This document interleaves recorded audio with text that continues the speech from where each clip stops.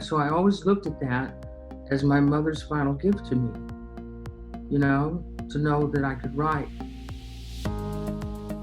In addition to being all the things that Jody Seay is, she is also an amazing author. She truly believes in the power of storytelling, and she uses that natural gift to connect with her audiences at even deeper level. And her very recent book called Almost a Murder, she goes underneath the obvious story, finds the story that lies behind the story. The story is about a lawyer who takes up a case that no one else would touch and finds out the reasons why someone would do something like that, why someone would take a case that was obviously was going to be an obvious loss. And so, like anyone else, there are questions in my mind. What made Jody write this book? And what was the process that she used for writing this book? And so many more questions. And I'm sure you have those questions too. So let's listen to Jody for one more time, and let's see what she has to say. So thank you, Jody, for being here one more time, and let's do this. What made you write books? Like, when did you start writing books, and how did that start? I helped my mother die in 1986. I was with her at the moment of her transition, and the next night I sat down at my typewriter. I didn't even have a computer. And I wrote about the experience of having been with her at her death. And it never felt complete for me, that story that I wrote. And 3 years later, I had moved to Oregon, and I thought it was supposed to be getting easier, but the grief was so crushing. It was just so huge.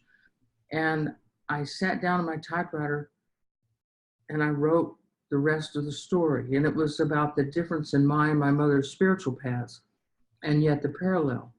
And I called it Sharing the Lantern, because I would see sometimes my mother and I on a country road, and she's walking in one wagon rut and I'm walking in the other wagon rut, and we're sharing the lantern to light the way. And so I wrote that story. I sent it to Lear's magazine, which was my favorite magazine at the time, and they bought it within a week. And so I always looked at that as my mother's final gift to me, to know that I could write and that I could deliver the goods. So I didn't write a book. I wrote a number of essays, and they got published in the Dallas Morning News magazine and various places around the country. But in 1991, I think, there was a disaster, a slaughter at a Luby's cafeteria in Killeen, Texas, where a crazed man drove his truck through the front window of a Luby's and got out and killed 26 people and wounded 27 others because he was having a bad day. A year later, I was in Tulsa, and I was sitting with my friend Margie and her daughter Patty in the front window of a Luby's cafeteria. And I was just wondering out loud what it would be like if you took the life of one person whose whole existence was shattered by that insanity and just traced it out.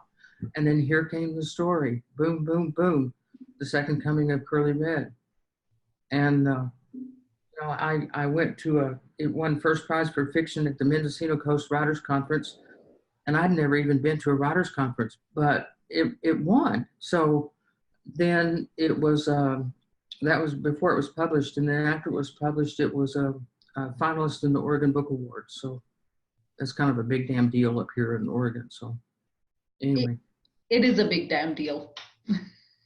Yeah. And congratulations on the award. Do you want to tell me a little bit on your new book? I do. I have it sitting right here. This is a book called Almost a Murder, and it's a true story lived by this man right here, Jim Lloyd. He's a Rolfing client of mine in Tulsa. And I asked him one time, I said, what's the most fascinating case you ever handled? And he told me about this story.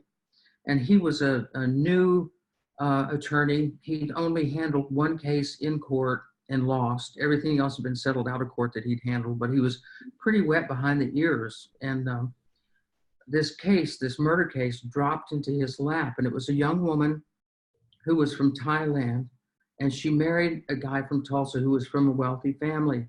It was not a good match. He was abusive to her, both physically and emotionally. Even had a mistress that lived up the street and around the corner, and he was blatant about it. And so, and he would beat her. And one night they got in a ruckus over something, and he got a gun out of the top of the closet, and they wrestled over the gun. And bottom line was he wound up getting killed.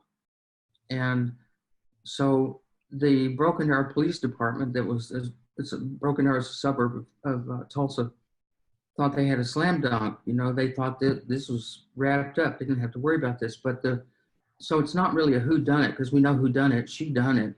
She did kill him. But what we don't know is if this young attorney is going to be able to prove that she didn't mean to have done it. Because what happened was they were fighting over this gun. He pushed her down. She had the gun, and he pulled on the barrel of it, and the gun fired and went right below his knee and went in a chest of drawers. He did it again, pulled on the barrel of the gun. It pulled so hard that it pulled her into a sitting position. The gun fired and shot him through the chest. And then he sort of stalked her around the house and in through the garage, and then he collapsed and died. And then she got a friend to help her stuff her dead husband's body in the car and drove it out to, she also blammed him in the head with a baseball bat a number of times just to make sure he was good and dead. There was nothing that she did that made her look innocent. She looked absolutely, totally guilty. And they tried to hide his body and all this stuff, but it's a fascinating story. And Jim went through all of their money paying for experts, blood spatter experts and forensics experts, and to try to prove this case. And it went to trial 3 times, and he got her acquitted. It was a miracle, So something to be said for his tenacity. But the true hero in the story, to me, is Jim's wife, Nancy. Because if it'd been me, I just kicked his skinny ass down a tall flight of stairs, he went through all of their money. It's a great book.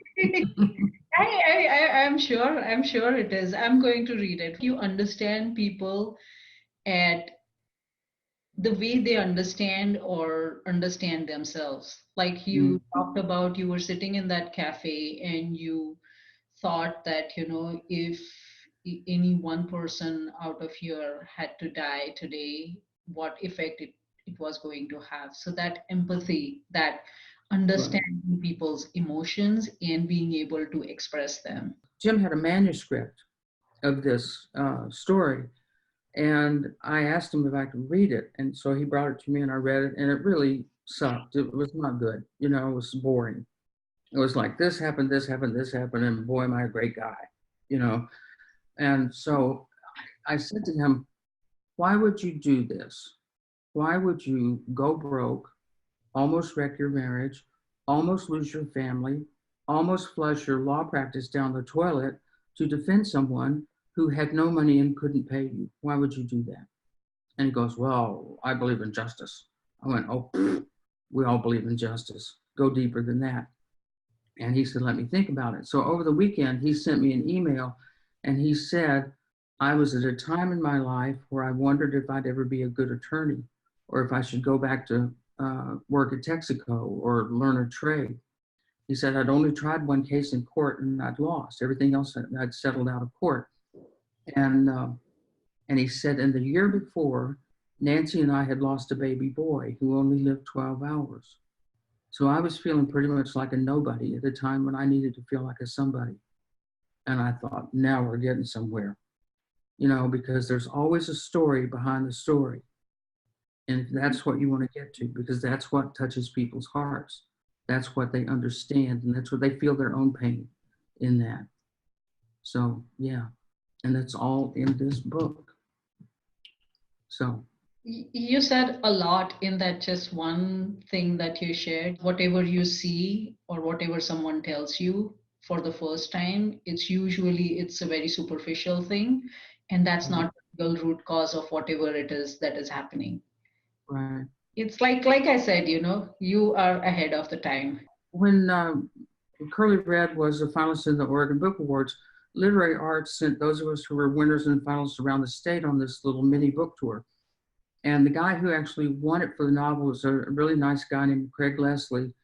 And his book was about a man who adopts a Native American kid. And we were over in Baker City, which is on the far east side of the state, his hometown, and we were at the library, a lot of people there. And he shared with the group that that was actually his own story, that when he graduated from college, he tried to adopt a Native American boy who was so badly damaged with fetal alcohol syndrome that he wound up giving him back. And he talked about how he always felt like a failure because of that. And I remember thinking, ooh, this is the stuff people want to know. The story behind the story. Because I read Craig's autobiography, and his father was a failure. He felt he felt that same feeling that he felt about his own father. And that's the stuff, to me, that's fascinating. And I hosted a television show here in Oregon for about 10 years called Backpage. And I called it Backpage because a lot of times when you flip to the back page of a book, you can find out some of the scoop about the author, the stuff that people want to know.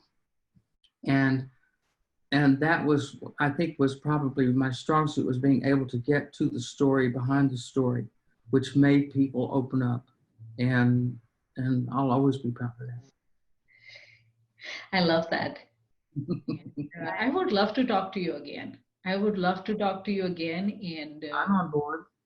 I'm on board, really, I am. Thank you so much, Jody. And thank you so much. It was a great talk. I didn't even say a bad word.